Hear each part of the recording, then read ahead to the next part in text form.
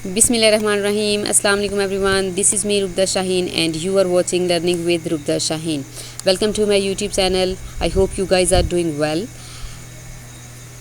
Okay, let's move towards today's lecture, that is about direct and indirect narration. In the previous lectures we have learned that all the tenses and the active voice and passive voice of all the tenses. पिछले तमाम lectures में हमने tenses सीखे, उसके बाद हमने active और passive सीखे कि हम एक्टिव से पैसिव में चेंज करने के लिए कौन से रूल इस्तेमाल करते हैं. Now we will move towards the third part, that is direct and indirect narration, that is considered to be the difficult part of the grammar. That is actually not, if you try to understand it. अगर आप इसको understand करके पढ़ते हैं तो ये आपके लिए बिल्कुल भी डिफ़िकल्ट नहीं है. So let's move towards the direct and indirect narration. तो इसके चेंजिंग से पहले हम सीखेंगे कि डायरेक्ट नरेशन बेसिकली क्या होती है और इनडायरेक्ट नरेशन क्या होती है. What is direct narration? Direct narration in direct speech is a report of the exact words used by speaker or writer that is usually used in inverted commas.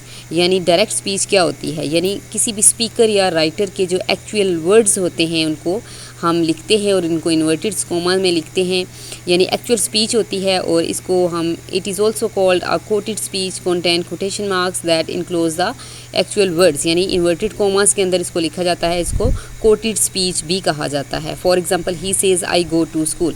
अब यहाँ पे इस एग्जांपल में जो है वो आई गो टू स्कूल ये actual words हैं. ही सेज़ वो कहता है आई गो टू स्कूल, मैं स्कूल जाता हूँ. तो अब ये उस लड़के के एग्जैक्ट वर्ड्स हैं जिनको इन्वर्टेड कॉमास के अंदर लिखा है, कोटेशन मार्क्स के अंदर लिखा है. तो ये उसकी डायरेक्ट स्पीच है, that is called direct speech. अब यहाँ पे एक डायरेक्ट और इनडायरेक्ट नरेशन में जो हमारा डायरेक्ट नरेशन होती है उसमें दो तरह की स्पीच इस्तेमाल होती है. एक होती है रिपोर्टिंग स्पीच जो हमें डायरेक्ट करती है आगे रिपोर्टेड स्पीच की तरफ. तो जो इन्वर्टेड कॉमास के अंदर होती है वो रिपोर्टेड स्पीच कहलाती है और जो बाहर होती है इन्वर्टेड कॉमास के उसको हम रिपोर्टिंग स्पीच कहते हैं. What is indirect narration? Indirect speech is speech which tells you what someone said. Indirect speech हमें ये बताती है कि किसी ने क्या कहा but doesn't use the person's actual word, लेकिन उस बंदे के एक्चुअल वर्ड्स को हम नहीं लिखते. For example he says that he goes to school, जैसा कि वो कहता है कि वो स्कूल जाता है. अब इसमें वाज़े डिफरेंस है कि वो कहता है मैं स्कूल जाता हूँ और दूसरे में वो कहता है कि वो स्कूल जाता है. So this is the difference between the direct narration and indirect narration. Now we will learn about the rules how to change the direct narration into indirect narration. There are 4 general rules to change the direct narration into indirect narration. जैसे हमने active से passive बनाने के लिए कुछ rule set किए थे, उनके अकॉर्डिंग हमने एक्टिव वॉइस को पैसिव वॉइस में चेंज किया था. इसी तरह हमारे पास डायरेक्ट से इनडायरेक्ट में चेंज करने के लिए भी कुछ रूल्स हैं जिनको फॉलो करेंगे और उसके बाद ही हम डायरेक्ट नरेशन को इनडायरेक्ट में चेंज कर सके हैं. The first rule is that is used after removing comma and inverted commas, यानी कि दैट का इस्तेमाल किया जाता है रिपोर्टिंग स्पीच के बाद इस्तेमाल होने वाले कॉमा और उसके बाद रिपोर्टेड स्पीच के इन्वर्टेड कॉमास को हटा के हम दैट का इस्तेमाल करते हैं. The second rule is change in pronoun, यानी वहाँ पे जो हमारे रिपोर्टेड स्पीच के अंदर प्रोनाउन इस्तेमाल होते हैं हम उनको चेंज करते हैं. The third rule is change in tense, हमारा टेंस भी चेंज होता है. इसके भी कुछ रूल्स हैं, उसके अकॉर्डिंग ही ये चेंज होता है, इसको हम आगे चल के पढ़ेंगे. And the fourth rule is change in specific words, यानी रिपोर्टेड स्पीच के अंदर कुछ स्पेसिफिक वर्ड्स का इस्तेमाल किया जाता है जिनको हम जब इनडायरेक्ट में चेंज करते हैं तो उनको हम दूसरे अल्फाज में चेंज कर देते हैं. तो these are the rules that are set to change the direct narration into indirect narration. You have to learn these rules by heart. After that you would be able to change the direct narration into indirect narration. The first rule हमने पढ़ा था कि use of that. अब हम यहाँ पे सीखेंगे कि पहले रूल को हम कैसे अप्लाई करेंगे. That is used after removing comma of reporting speech and inverted commas of reported speech. यानी दैट का इस्तेमाल हम रिपोर्टिंग स्पीच के बाद इस्तेमाल होने वाले कोमा और उसके बाद रिपोर्टेड स्पीच के इन्वर्टेड कोमास को हटा के दैट का इस्तेमाल करते हैं. डायरेक्ट स्पीच आगे हम एग्जांपल में देख लेते हैं कैसे अप्लाई करेंगे. Direct he says I play cricket, वो कहता है कि आई प्ले क्रिकेट, मैं क्रिकेट खेलता हूँ. इनडायरेक्ट में कैसे चेंज करेंगे? ही सेज़, अब यहाँ पे हमने कोमा और इन्वर्टेड कोमास को हटा के दैट लगाया. He says that he plays cricket, वो कहता है कि वो क्रिकेट खेलता है. Now the second rule is that is change into pronoun.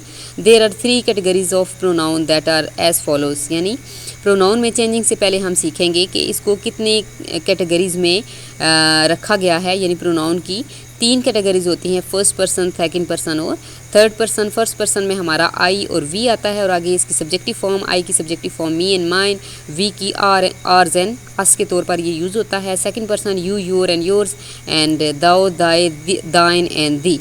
दाओ, thy, thine and these is an old English. यहाँ पे ये ओल्ड इंग्लिश में यूज़ होते थे। इसके अलावा ये हमारी आसमानी किताबों में भी ये वर्ड्स यूज़ हुए हैं। The third person he, she, it, they. अब इनकी ऑब्जेक्टिव फॉर्म भी साथ लिखी है, हिज, हिम। ही को हमने हिज और हिम में चेंज करना है, शी को हर और हर्स में, इट को इट्स में चेंज करेंगे और दे को देम, देयर और देयर्स में as a subjective form use करते हैं। So this is the categorization of the pronoun. Now the next is pronoun table, कि हम जो हमारे प्रोनाउन हैं उनको हम एज अ सब्जेक्ट कैसे यूज़ करते हैं ऑब्जेक्ट में, और इसके अलावा इसको कैटेगराइज कैसे करेंगे। The first person is I, इसको हम मैस्कुलिन फेमिनिन दोनों में यूज़ करते हैं। आई जो कि सिंगुलर इस्तेमाल होता है, फर्स्ट पर्सन है, ऑब्जेक्टिव फॉर्म मी है और सब्जेक्ट और ऑब्जेक्ट दोनों में माई और माइन के तौर पे इस्तेमाल होते हैं। The next is we, that is also a first person, plural के लिए यूज़ होता है, मैस्कुलिन फेमिनिन दोनों में आता है और एज एन ऑब्जेक्टिव फॉर्म अस है और सब्जेक्टिव और ऑब्जेक्टिव दोनों के लिए आर और आर्स में यूज़ होता है। The next is second person, that is you and you is use for masculine and feminine both, singular plural both, and as an objective form you इस्तेमाल होता है और ऑब्जेक्टिव और सब्जेक्टिव दोनों के लिए योर और योर्स के तौर पे इस्तेमाल होता है।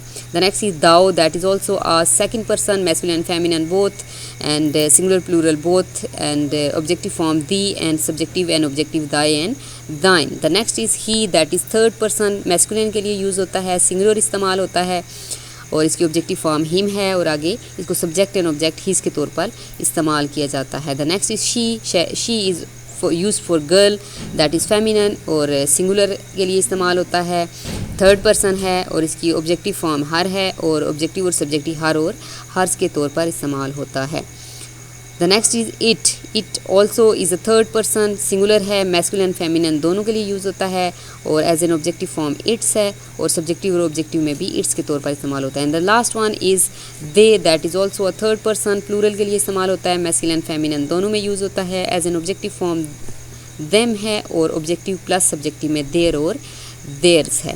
So this is about the pronoun table, you have to learn it by heart it also. So this is about today's lecture. आज के लेक्चर में हमने डायरेक्ट और इनडायरेक्ट नरेशन की तारीफ सीखी, उसके बाद हमने इसके रूल्स सीखे एंड आफ्टर दैट का इस्तेमाल, first rule, second is change in pronoun, second rule सीखा, उसको कैटेगराइज किया and after that pronoun table. So this is about today's lecture, I hope you will understand it well. इनको आप समझेंगे तो आगे वाले जो हमारे लेक्चर्स हैं रिगार्डिंग डायरेक्ट एंड इनडायरेक्ट उनको आप बेहतर तौर पर समझ सकते हैं। सो स्टे ट्यून एंड मज़ीद वीडियोस के लिए मेरे साथ रहिए, चैनल को सब्सक्राइब करें और वीडियोस को लाइक करें and also give your feedback in comment section and if you have any question regarding lecture you can also ask. So see you in the next lecture इंशाल्लाह ताला। Take care, फ़ी अमानिल्लाह, अस्सलाम वालेकुम।